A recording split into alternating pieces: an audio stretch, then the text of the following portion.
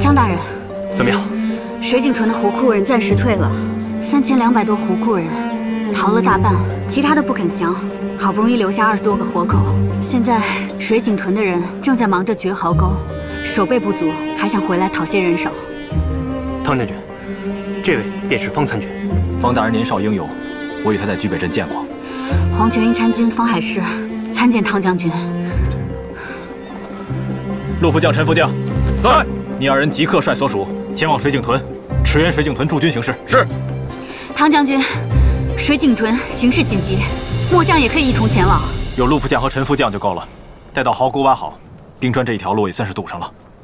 你不必再去水井屯，就留在营中，关上正是用人的时候。汤将军，整日奔驰作战，还请将军为我后面马上要赶到的兄弟们准备些汤食，尽快疗伤。方参军虽然年轻，忠勇善义，却得到青海公的真传。来人，为这些兄弟们准备汤食、诊治。是。就那么点伤，还叫呢？没事。这么戳你不疼啊？你不疼啊？瞧人家水井屯的小样，我怎么了？啊？我什么样啊？你自己心里没点数啊？我也受伤了，我。诸位，汤将军来看望大家了。汤将军，方大人，不管伤势轻重，一视同仁。这些都是为大征国土洒过鲜血的人，日后还要为大征效力，不可轻待。是。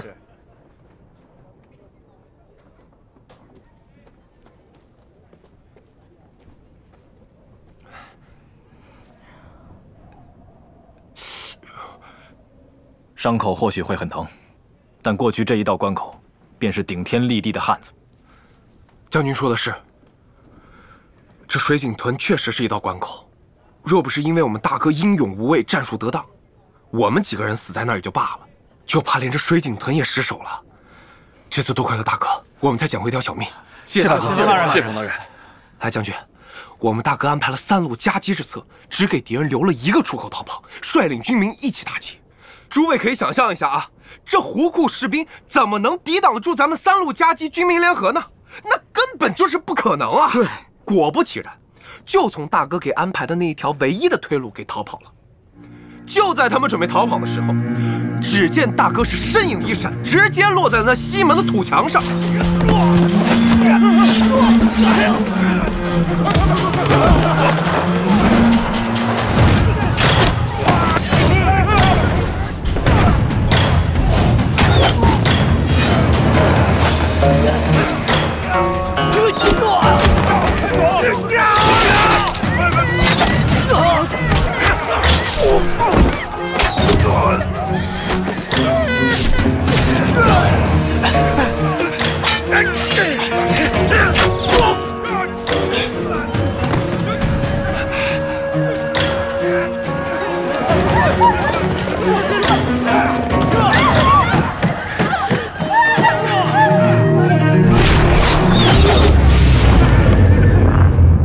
再翻回头看咱们水井屯，恨不得是锣鼓喧天，鞭炮齐鸣，旌旗招展。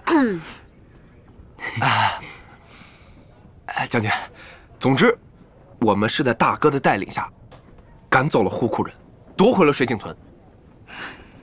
我看你啊，打仗是没那么生龙活虎，这会儿倒绘声绘色了。你呀，就不该来参军，应该去说书。哎，不是，我怎么了？哎，不是，我说的都是真的呀，是不是？对啊。若不是事实啊，早就把你嘴给堵上了。好了好了，别说了。好，方大人英勇，诸位也都是热血男儿，军中精英。我已分派了伙头，杀了羊，做了饭，今夜为大家接风，庆功。好。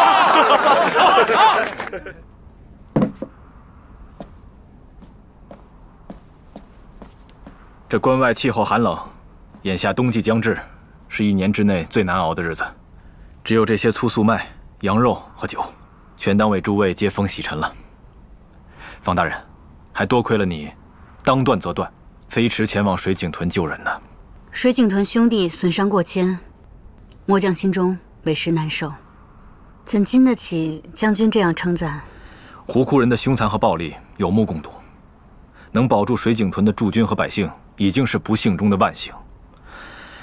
边塞战场，人如草芥，个中荣辱，天地共治。来，干！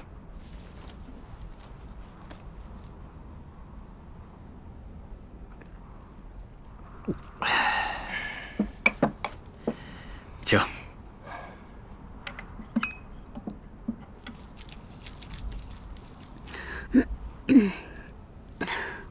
怎么，不舒服吗？方大人年轻出阵，战况又如此惨烈，一时反胃也是难免的。当初大家都是这个德行，久了自然就好了。那是，日后还要仰仗像方大人这种年轻勇猛的将领上阵杀敌，击溃胡库，要尽快熟悉起来才好。谁天生杀过人呢？我初见方大人时，只听别人称呼他方小公子，看上去身量中等，容色堪称秀雅，不似战将，倒像是个幕僚谋士。没想到这一打起来，竟如此勇猛，让汤某刮目相看呢。汤将军过誉了，是大家共同努力，所以才能击退敌军的。果然有刘商方氏的家风。刘商方氏这一代家主，青海公方建明，14岁便领军作战，驰骋于两军之中，6军必役，叫敌将折剑。当初经闻他病逝的消息，汤某还感叹良久。没想到青海公竟然还活着，真是世事难料，天命叵测呀！你到达黄泉营之后，必须要全力护卫汤潜子，如同护卫我一样。一旦我在都中给你寄信，无论内容如何，尽快杀了他。来，喝酒。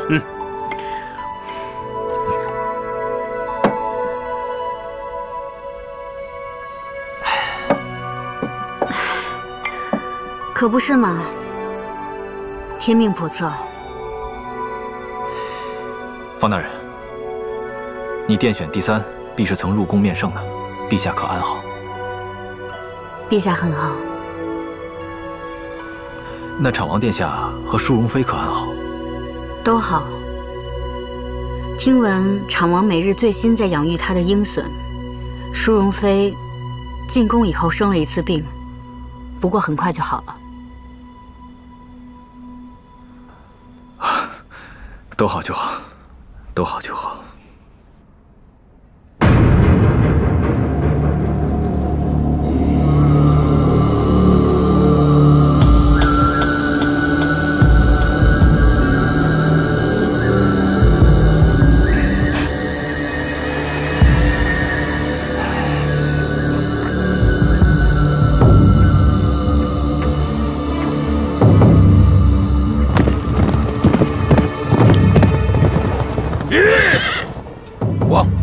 还在抢修冰川下的壕沟，好像完全没有发现咱们已经沿着冰川悄悄来到了这边。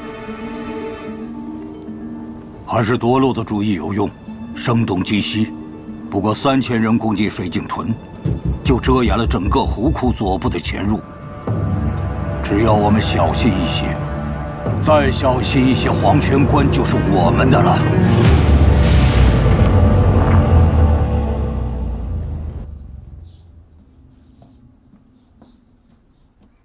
师傅，黄泉营那边的消息来了。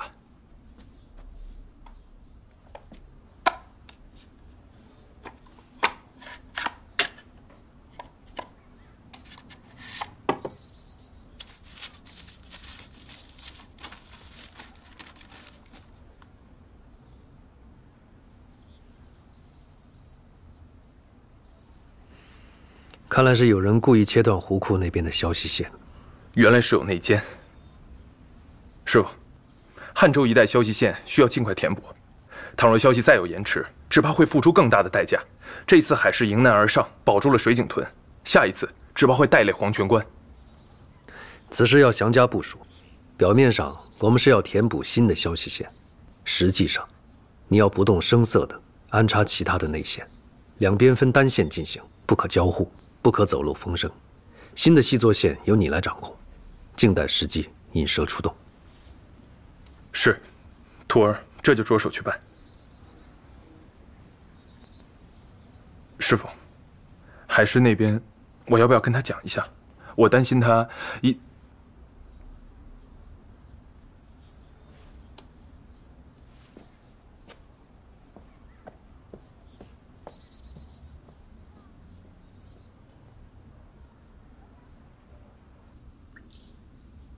这都个把月了才好的差不多，舒荣妃日后也应当把自己放在心上，不相干的事情就不要去做。这回婢子说的有道理，上次在南宫我算是看出来了，这陛下虽然喜怒难测，但只要稍微温顺一些，你也未必不能在宫中求存。毕竟有子簪皇后的情分在，天长地久，她总得照看你一二吧。我不愿取这个巧。哎，舒荣妃，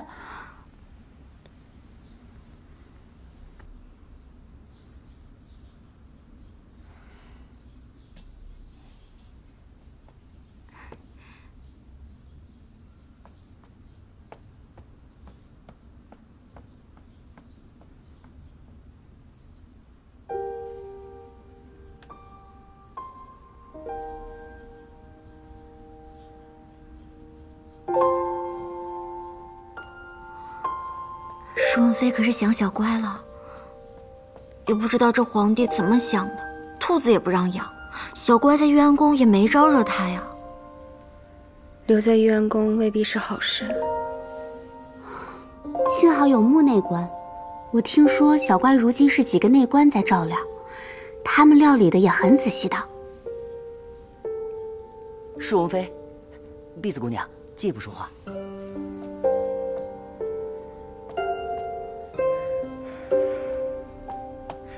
婢子姑娘，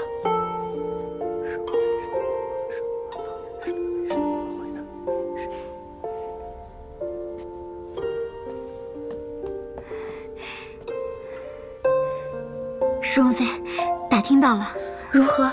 小方大人已经随军到达黄泉关，路上还顺路去了趟水井屯，率军不过2000，击退了胡库3000多人，保住了水井屯，首战告捷。可有受伤？听击风馆的侍卫说，小方大人英勇无比，毫发无伤。太好了，小方大人毫发无伤，首战告捷，朕初哥哥身边又多了一员猛将，这可你的了。好倒是好，婢子姐姐日后打探这消息也要小心些，万一被那大真皇帝知道，咱们舒荣妃又要遭殃了。你们俩去给我拿点彩纸来。又不是逢年过节，要彩纸做什么？快去。是。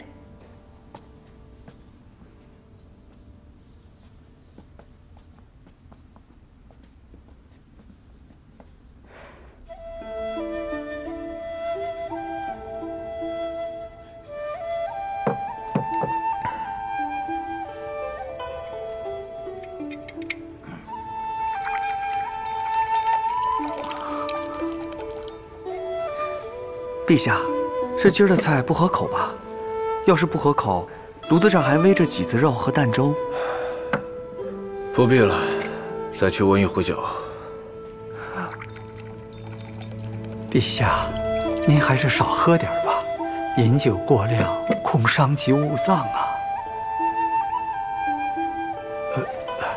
奴婢多嘴。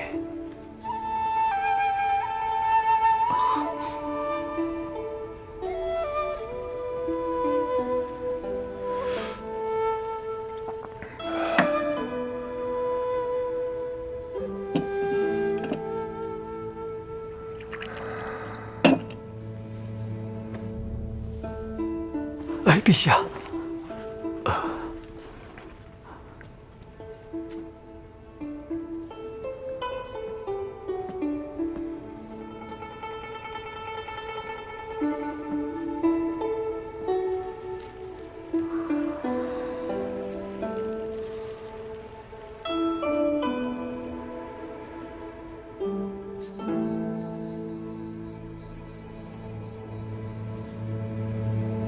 楼上请，参阅下联经。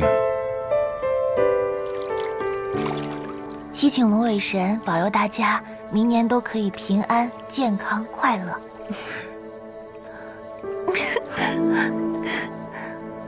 杰明喝多了，哎，怕不是墓上哪家姑娘了？喝多了就丢下去醒醒酒。哼，我没有醉，丢就丢吧，我不怕水，你才怕呢。原来阿旭怕水？谁说我怕水了？不怕不怕，如果你真的掉到水里，我拼了命也会救你上来的。你不是没喝多吗？我们接着喝呀。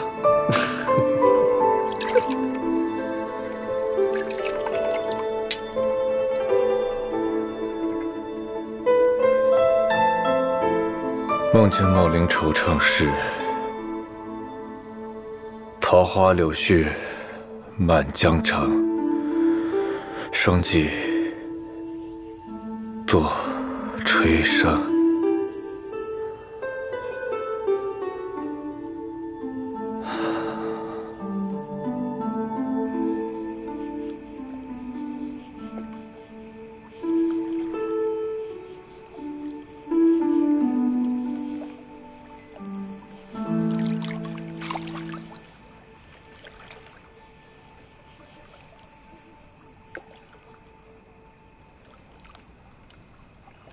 淑容妃还是快些吧，若是被发现，恐怕又要生事了。最近边关战事吃紧，陛下政务繁忙，脱不开身。旁的人更是不会管咱们的闲事儿。再说这双平湖地处偏僻，人迹罕至，你们就放心吧。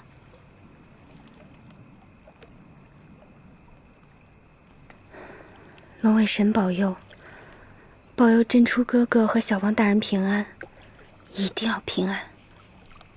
陛下，您小心点儿啊！这脚底下别打滑啊！哎，陛下，哎呦，哦，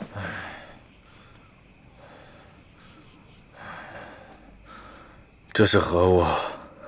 哎，这是水灯啊！哎呀，这宫里不许私放此物啊！奴婢这就着人检查。哎呦，哎，陛下。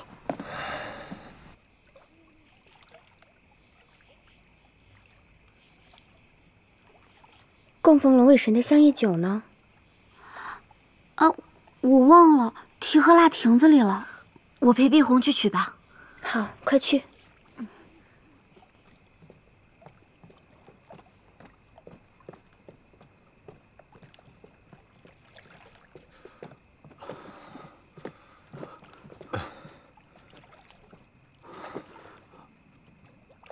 哎呀，陛下，这……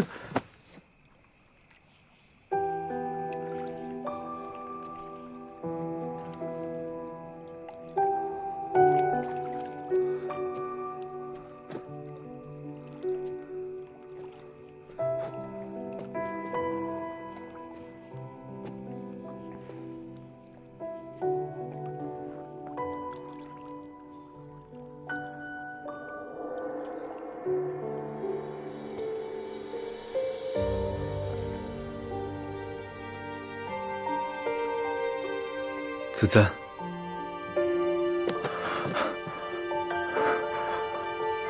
子赞，这么久了，你知道我有多想你吗？陛下，能不能不要走？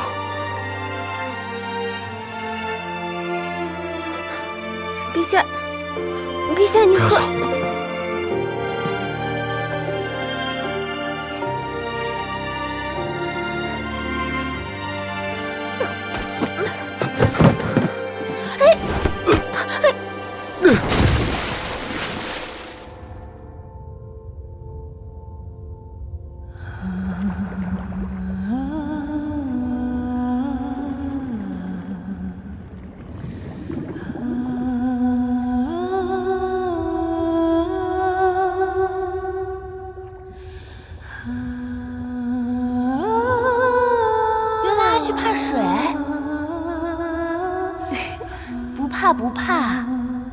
真的掉到水里，我拼了命也会救你上来的。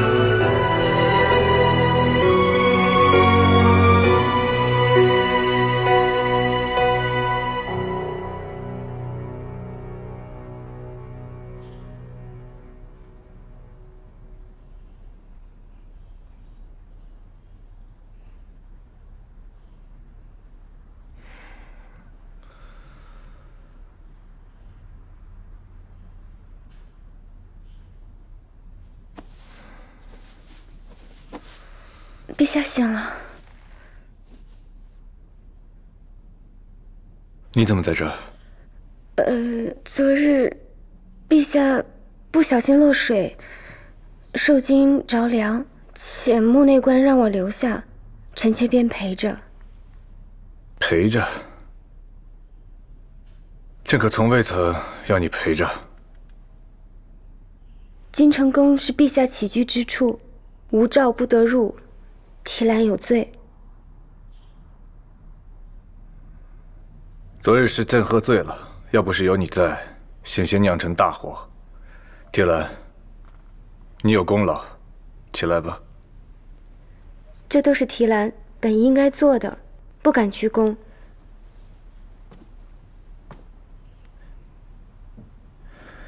朕一向赏罚分明，更不想欠别人的人情。想要什么都可以提。蒙陛下恩顾，自从回到玉安宫，吃穿用度并未减薄臣妾，日子过得很好，提篮很知足。眼下最要紧的是请御医来给陛下请平安脉。陛下呛水了，容易着凉，千万别生病才好。朕无妨，都是你，怎么还穿着昨日的衣裳？穆德庆呢？就不能给你找一身干衣裳换了吗？不怪内官，臣妾原本是想等陛下睡安稳了再去更衣，没想到自己却先睡着了。退下吧，记得让他们给你熬几副药。这2日别出门了，好好将养。是。慢着，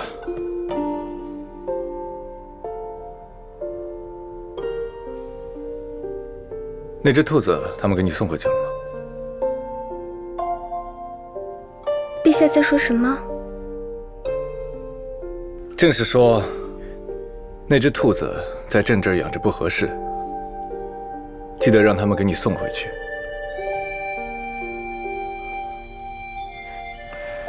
不必跪了。谢陛下，谢陛下体恤。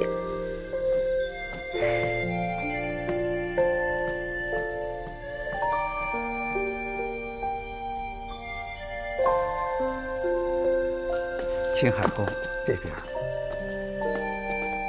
淑容妃。青海宫，淑容妃。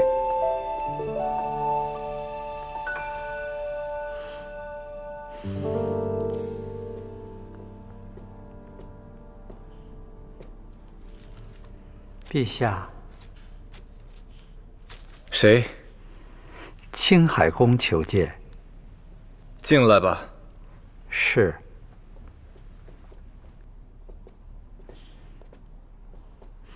陛下，这么点小事就把你也给惊动了。有奏报，黄泉关的捷报已经传来了。这汤乾子当真挺会做人的，口口声声都在褒扬方海市，好像没了方海市，水井屯就丢了似的。怎么？你这么快过来，不是看朕，是为了给方海市讨赏？臣今日过来，是想跟陛下商讨如何加强汉州的细作网线和黄泉关的安危部署。现在边疆未稳，臣认为湖库对水井屯的一战，不是表面那么简单。你是担心黄泉关，还是担心你那个爱徒方海市啊？朕知你已着手派人处理一事细作，可曾有何风声？现在还没有确凿的证据。细作的消息如何传出去，还需要查实。汉州一带的细作网线一直都是七在负责，这阵子也劳累他了。前线战事固然重要，但黄泉关凭借其天然屏障，也并非这么容易攻破。倒是你们的婚事，别因此耽误了。臣的婚事，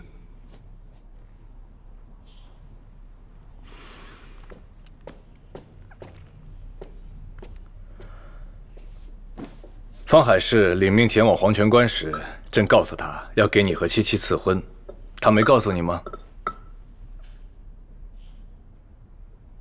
臣无意成婚，也不要再提，以免误了居点一的终身。什么无意成婚？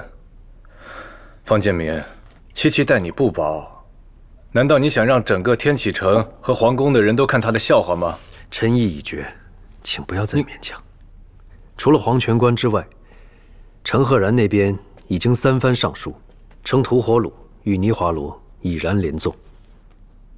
臣恐将来西南不稳，公事繁忙，臣日夜脱不了身，请陛下以社稷为重，不要再勉强见明。朕算是听明白了。好，那即日起，负责湖库新眼线填补一事，就全权交由居点一处理。陛下，你不是事务繁忙脱不了身吗？那好啊，你就把手上的事情放一放，免得到时候有人议论说朕苛刻陈宫。现在情报之事还没有查出来，有可能是人为，也可能是偶然。如若真的是人为的话，我明敌暗。还有，居点一有眼疾。怎么，你现在在意七的眼疾了？再怎么说，七也是暗卫营线报细作的头领，这点事儿难不着他。陛下，朕意已决，你事务繁忙，不便参与细作网线修补事宜，且去与居点一交接吧。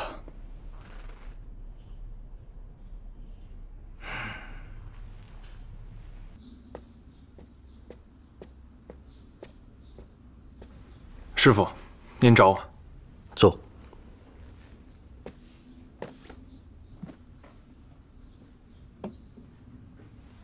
把这封密函亲手交到居典一的手上。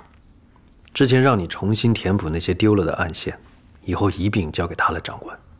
填补暗线的事情交给居典一，此事不可呀。照我说的办。胡库此次突袭水井屯，事先毫无预警，可能是有人在大做文章，此事非同小可。师父就此放手，徒儿只怕……这是陛下的旨意，我等唯有遵旨。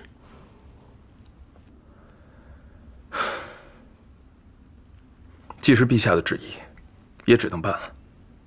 徒儿只是担心，海氏刚到黄泉营，暗线一换，我们就得不到他的消息了。而且不仅得不到他的消息，还有很多事情都不好办。师父，当真没有回旋的余地了吗？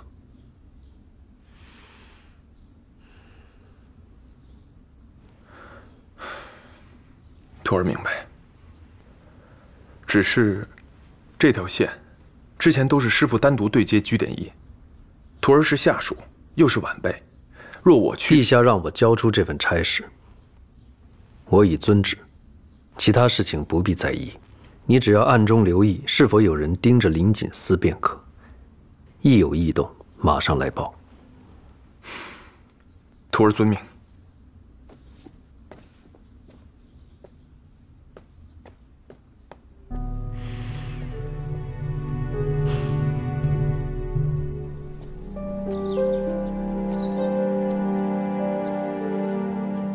怎么办？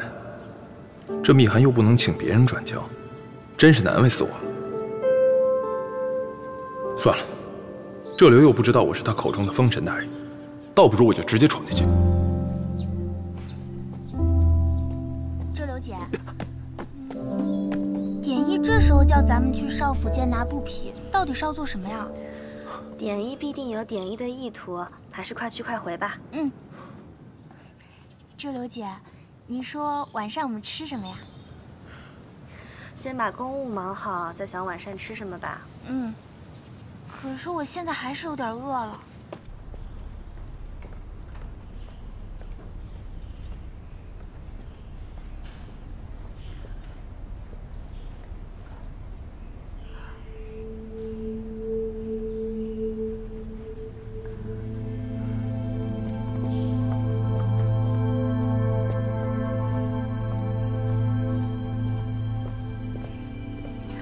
方大人，酒后了，卓英参见典一大人。让大家去歇息吧。典一大人，陛下有旨，命季风馆将填补汉州一带新旧消息线事务全权交于典一大人。师父已将先前所有的内容放在这封密函之内，还请典一大人过目。若典一大人有任何疑问，尽管询问卓英。方大人，我这双眼几乎已废，这密函我如何看得清晰？是卓英疏忽了，卓英自会把密函内容详尽向典一大人说明。方大人，交接之事，青海宫大可传我去季风馆，不必劳烦方大人特意跑这一趟。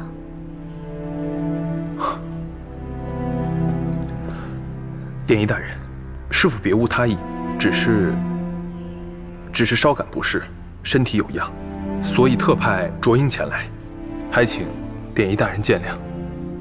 不是？是。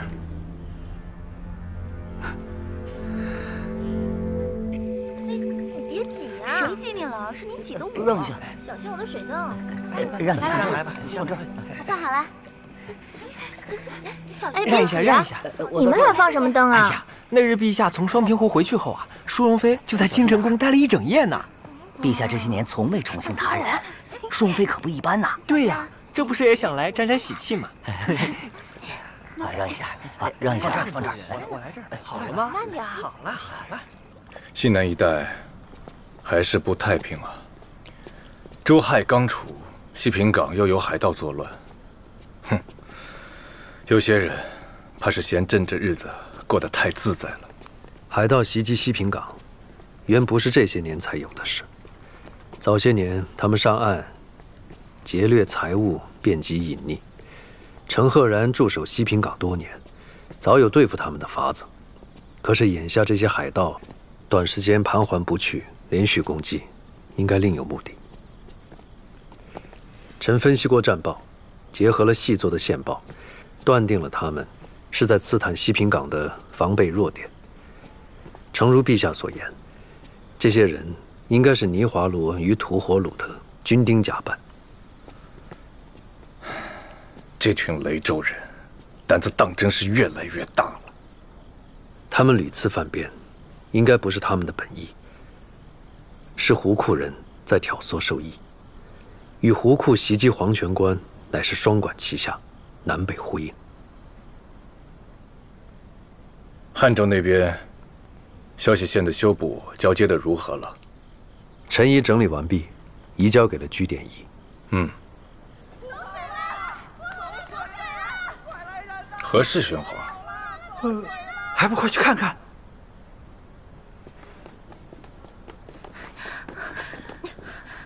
陛下，何事惊慌？奴婢们在湖边放水灯，走水了。又不是过节，放什么水灯？还不快说！宫里人都说，淑容妃在湖边放水灯才被陛下宠幸的，所以奴婢们也想沾沾喜气。混账！穆德谦，奴婢在。宫人私下议论帝妃，该当何罪？杖责20。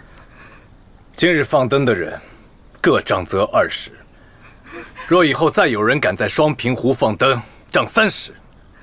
若屡犯者，押入内狱。遵旨。还不快拖下去！陛下饶命啊！陛下饶命！陛下饶命！拖下去！陛下饶命！陛下。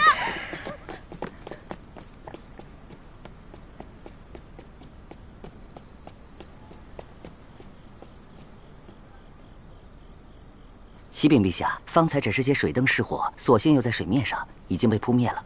知道了。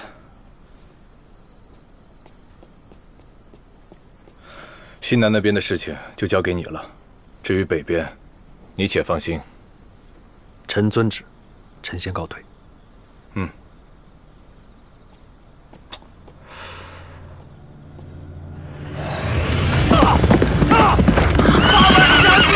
800里将军！800里将军！没事吧？800里将军，不要管我。800里将军，快！800里将军！800里将军！800里将军！800里将军！混账！假装海盗侵袭海岸，刺探虚实，实派船舰隐匿海上。这尼华罗与吐火鲁，当真是狼子野心，昭然若揭。陛下，臣愿意带兵前往阻击，保卫疆土。苏明，你虽带兵多年，但对沿海一线并不熟悉。是啊，若派陆军增援，不安水战，也是枉然。陛下，西平港乃是西南沿海的屏障，尼华罗和吐火鲁一旦打开西南大门，只怕将来难以收场啊。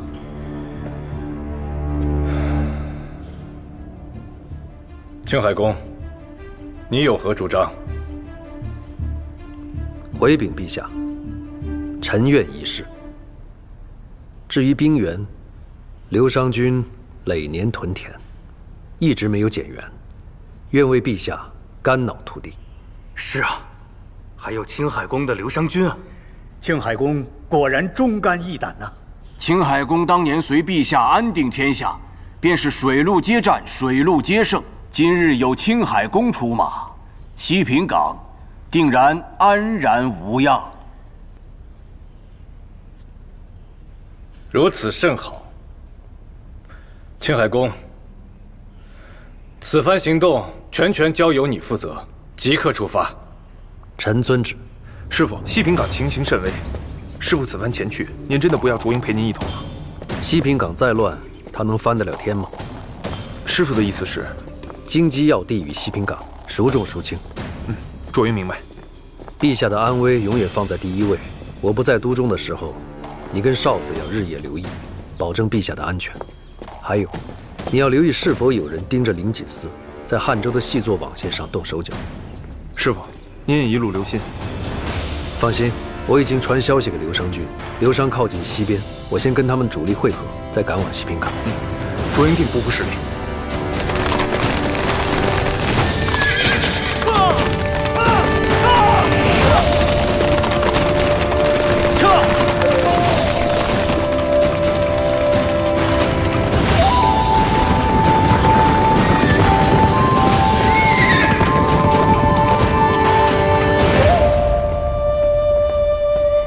参军，汤将军可在营房？在，小的这边去禀告。不必了。是。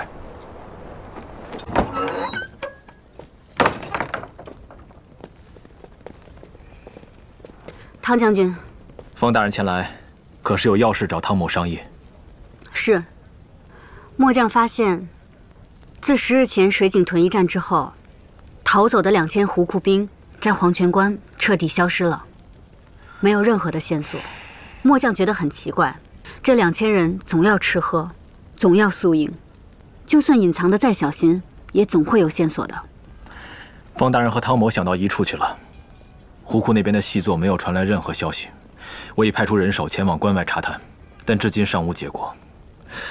我方才查看地图也是在想，这冰川之路已然封上，他们既无退路，到底隐匿在了何处？末将只是担心。 这水井屯一战只是胡库人的计谋，我怕后面还有更大的威胁在等着。方大人所言极是，若胡库趁此当口大举进攻，黄泉关的百姓怕是在劫难逃。本将军即刻增派人手前往关外巡查。末将想带一小队人马前往水井屯查探究竟。你乃是参军，原不用如此劳苦，带兵打仗才是你的职责。黄泉关是大征的命脉。 保证黄泉关的百姓不被胡库人欺凌，才是我等的职责。还请汤将军允准末将的请求。难得方大人有这份担当，你便点一队人马出关去吧。是。等等，如今大雪风暴将至，黄泉关外尽是荒漠戈壁，偶有断山，胡库人凶残又暴力，万事小心为上。谢汤将军。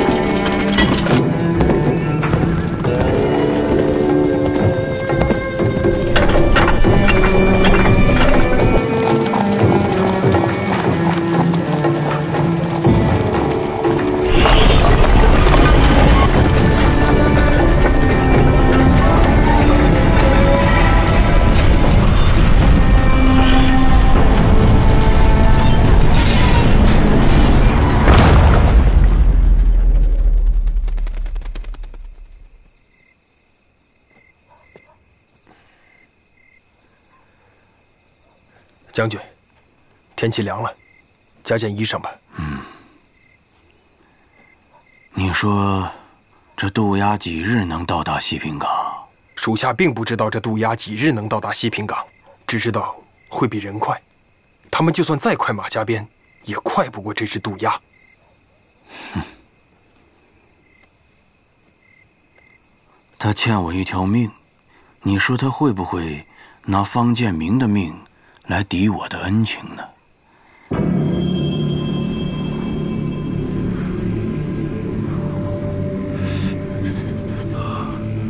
你说，这雪是不是追着咱们哥几个跑？啊？哎，咱们出来2日，就下了2日2夜的雪，还不能生火。要我说呀，还不如生火呢。引几个胡库兵过来打一架。 还能暖和暖和。我是宋典，急着追上大家，毯子拿的不多，大家将就一晚吧。几个人共用一张，能暖和一些。别等胡库人来了，冻得哆哆嗦嗦的，拿不住刀了。来，多谢。大哥，分给大家吧。来，兄弟。之前汤将军曾跟我说，有一名小队长在黄泉营待了8年，说的就是您吧？是，宋典参见方大人。听说你之前负责巡查送讯的工作，人称活地图，想必你也是对周遭的地形熟悉，所以才派你来的吧？是的。宋大哥是汉州人。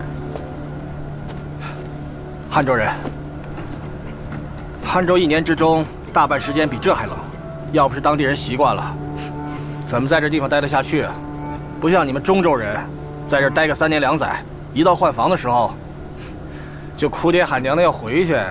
说话别这么难听啊！就算你是汉州人，你就心甘情愿待在这军营里啊？就是。再这么说，家里也比军营舒服多。要不是为了养活老母妻儿，谁会愿意待在这种地方？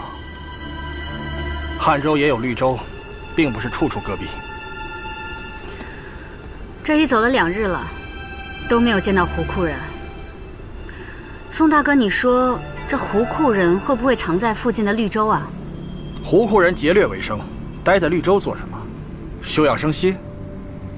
再者说了，天冷了，大多数绿洲的日子也开始不好过了。那要如何寻找胡库人呢？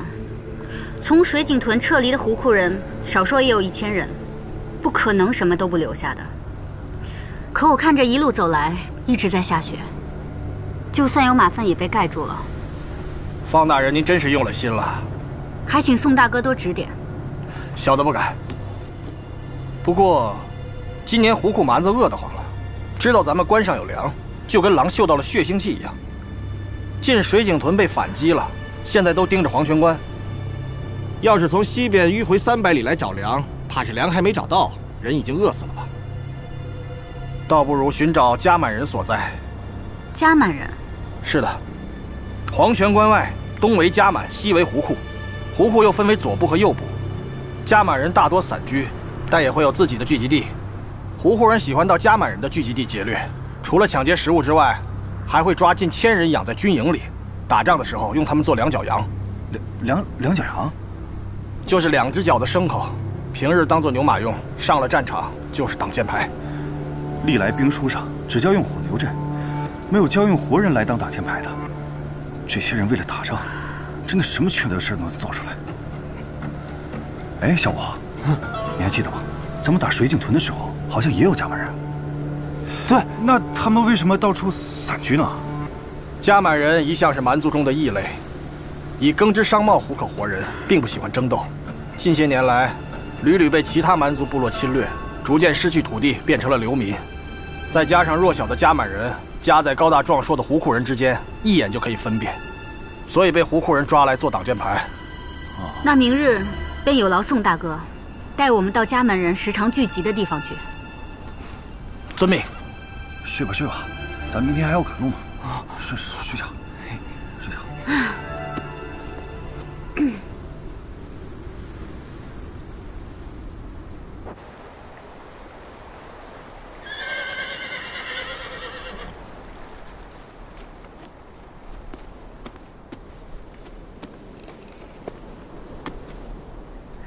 醒醒！刘哥，雪停了，怎么是这个时候啊？幸亏雪停了，不然这雪得把咱们给埋了。哎，宋大哥呢？哎，昨日夜里不是还睡在这儿吗？大人，小的去四周转了一圈，辨别了一下方向，由此向北1日多的行程，便到了皮罗山。皮罗山下便是迦满人时常聚集的地方。好，那便往皮罗山出发吧。是。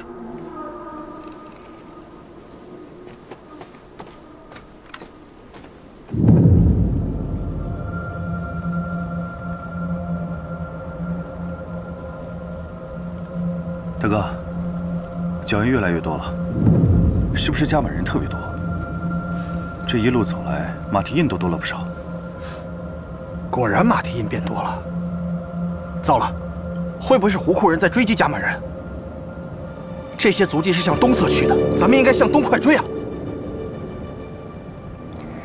连续下了几日大雪，就算有脚印，也应该早被盖住了。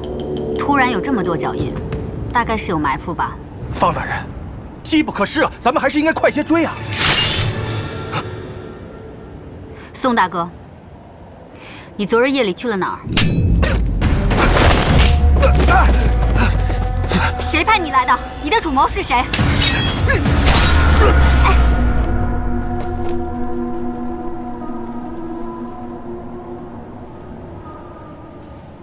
大哥，怎么办？他把我们引过来，一定是因为胡库人就在附近。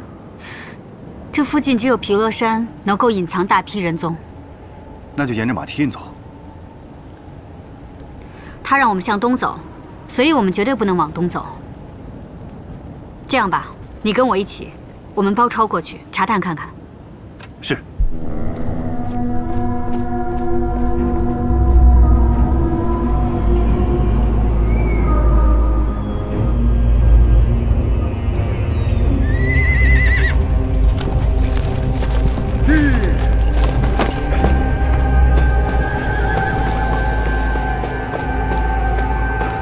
王，自从那边的人传来消息，说带着方海师往这个方向来了之后，就失去了联系，我们也没有寻到他的踪迹。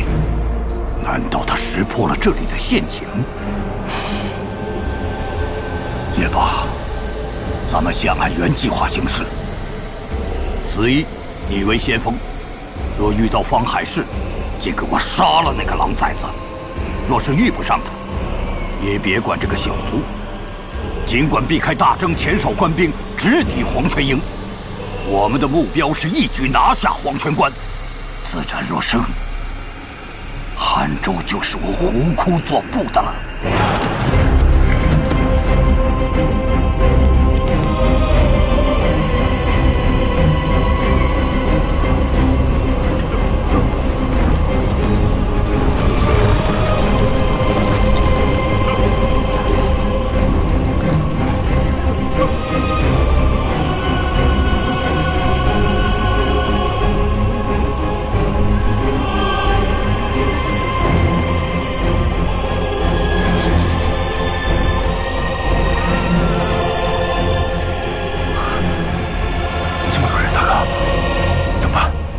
好像是胡库主力，行军的方向是黄泉营，他们要搞奇袭。不行，你回去通知汤将军，我去麒麟营看能不能搬来救兵。好。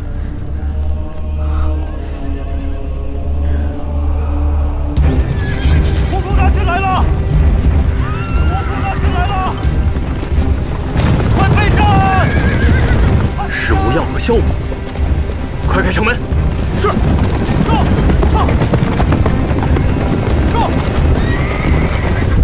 果不出所料，前日线报称胡库左部主力还在水井屯，今日已偷偷向黄泉关挺进了。想靠奇袭占便宜？傅大人，在，立刻传消息给麒麟营前来救援。是，谭将军，方大人已经前往麒麟营了。什么？方大人对地形不熟，避免出现意外，再传。是。探子营立即出发，沿黄泉关至毗罗山沿路查探，半个时辰一送消息，不可懈怠。是。张大人，立即调派所有兵将部署行动，严阵以待。是是是。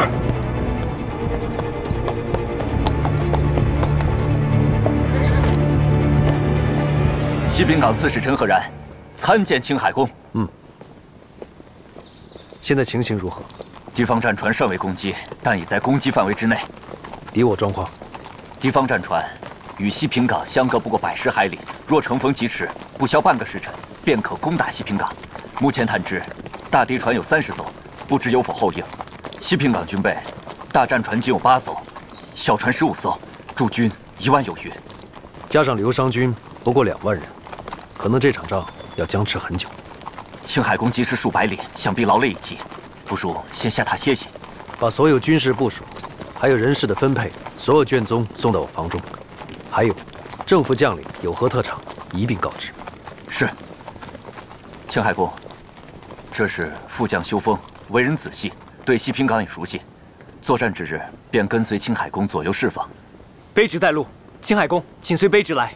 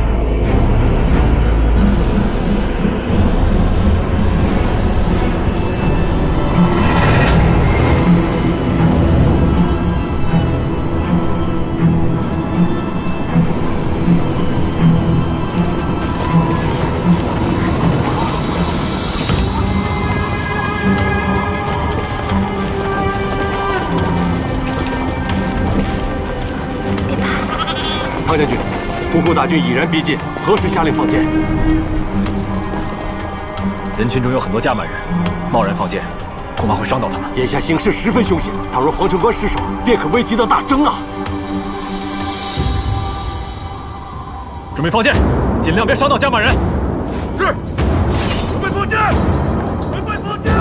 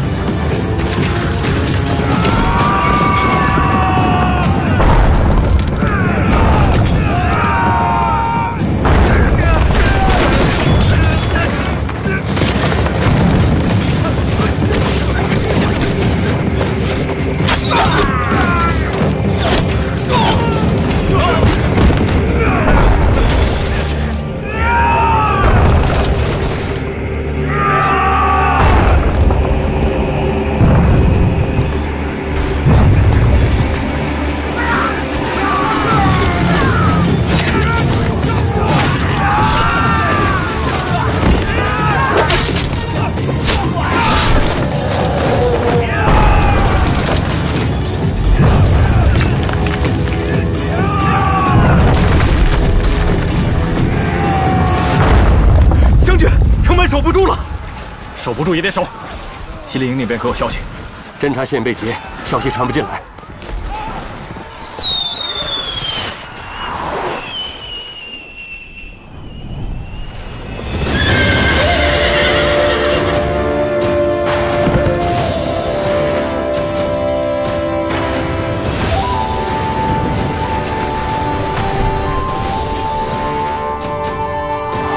是谁利用？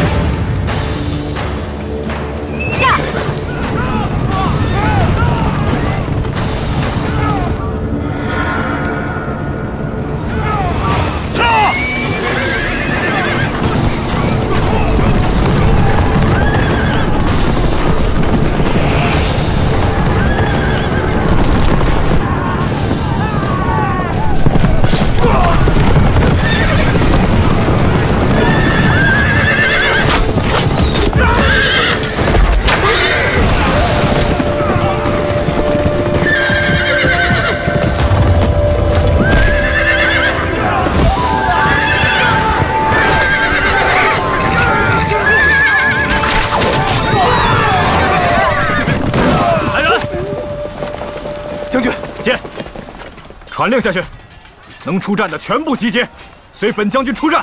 官在人在，官毁人亡。是。